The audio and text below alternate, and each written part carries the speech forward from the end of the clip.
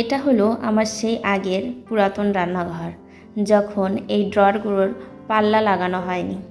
আর আমি সেই সময়ে ফটো তুলে রেখেছিলাম যে একবার যখন পাল্লা লাগানো হয়ে যাবে, এই দৃশ্যটা তো আমি আর কখনোই দেখতে পাবো না যে আমার আগের রান্নাঘরটা কেমন ছিল। আর এটা হলো সেই দিনেরই ভিডিও যেদিন আমার রান্নাঘরের কাজটা সবে শেষ হয়েছিল। সেই দিন বিকালে আমি ভিডিও করেছিলাম। এই যে সবে কাজটা শেষ হয়েছে বলে চারিদিকে পুরো ধুলো বালি সব কিছুই পড়ে রয়েছে। আর এই যে পাল্লাগুলো, এইগুলো মানে যদি টেনে ছেড়ে দেওয়া হয় আপনা আপনিই বন্ধ হয়ে যাবে। আর এটা ছিল ভাঁজ পাল্লা, যেটা ওইখানে কর্নার ছিল বলে ওটাতে ভাঁজ পাল্লা করা হয়েছে।